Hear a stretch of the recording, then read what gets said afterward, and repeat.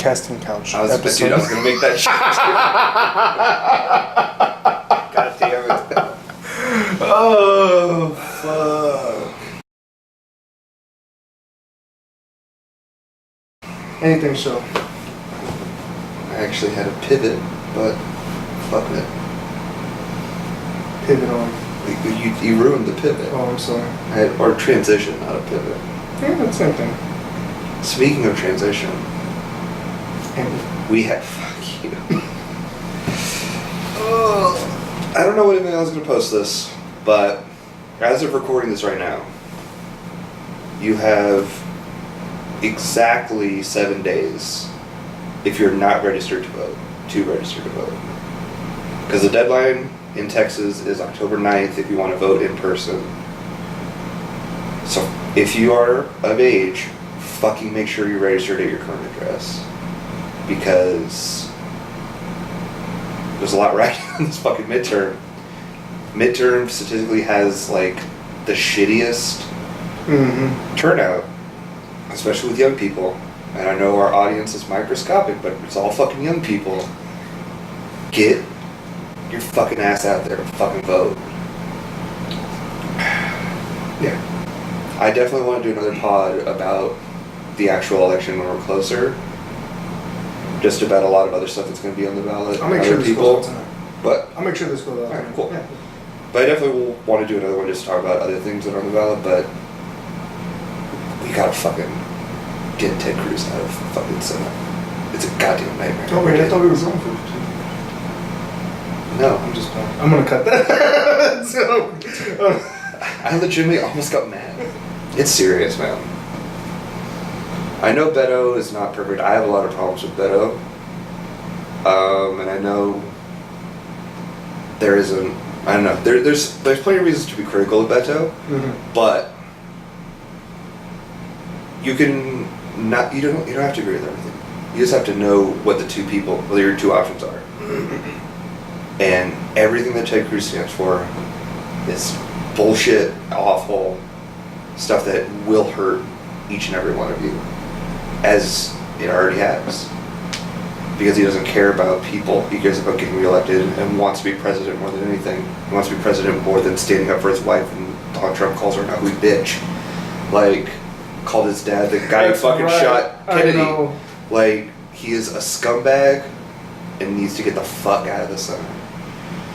Because Democrats can take the Senate.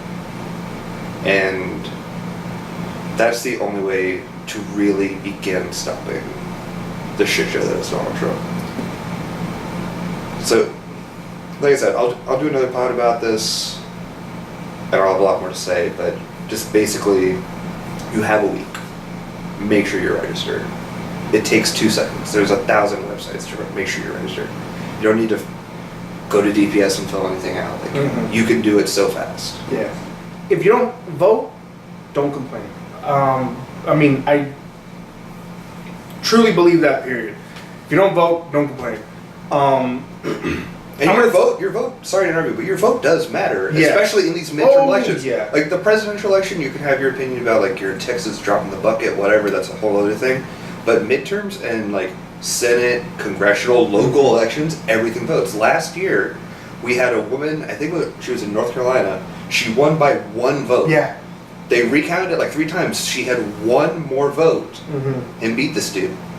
In Nevada, there was a tie. Yeah. And they had to flip a fucking coin for who was going to be their state representative. Jesus Christ. It's ridiculous. Your vote does matter in these elections. Yeah. Your voice is infinitely more powerful and more heard now, and will affect change so much more than you can think. Just fucking do it. Yeah. I'm going to take just a more neutral standpoint as far as who's picking sides. I know who I'm going to vote for. I know we agree on who we're gonna vote for, but I'm gonna take a little bit more neutral standpoint just because I am critical of things that Beto has done in the past, and I like people to know both sides, good and bad. I don't necessarily see too many good things that Cruz has done. Nothing. It's literally nothing. He's only if you're like a billionaire or own a Fortune 500 company. Those are the only people that are improved by Ted Cruz being in the Senate. Yeah. Or if you're evangelical who your only voting concern is abortion, then sure you can like Ted Cruz, but if that's your only voting block, I have nothing I can say to you because I can't change your mind.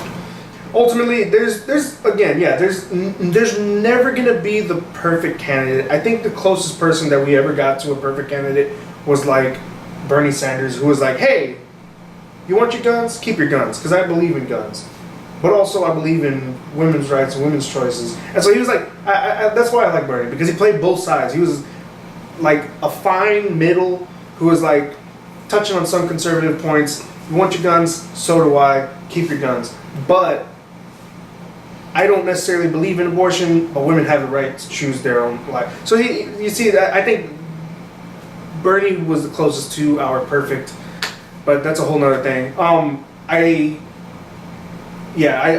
think people need to get out there, vote, not just so that you have a right to talk about things, but because, especially for Texas, this is a really important thing. We've gone a certain pattern for a long time, and it's shifted away from what Texas used to be known for. Texas used to be known for like 3 things. We were known for our great highways, great roads, agriculture, and education. And that shift happened in like the 60s, 70s, when a certain group of people like started taking power and taking like transitioning things into more so like, I guess, the like establishment essentially focused more into like the money part of things, made education into a business because they saw, and that shift actually I'm thinking happened like late 80s, early 90s, because my dad went to UT, paid his undergrad and master's. It was like $500 a semester. Damn.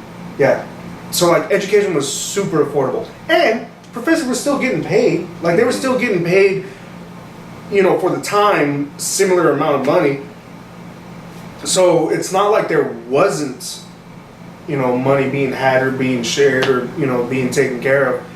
But people figured and saw the push for, education, especially in people of color, and the dynamic shifted. And so now we have the multi-$1,000 semesters. Yeah. So, squeeze every last dime out of as many people as you can. Yeah. That's pretty much every service in Texas. Yeah. By service, I mean everything from education to our prison system. Yeah. Yeah. That's a fucking business. Yeah. Because they get paid for how many people they have. They get paid for how much they don't feed them. They get paid. It's ridiculous. Yeah. So, vote. Idiot. What in the wide, wide world of sports is going on here?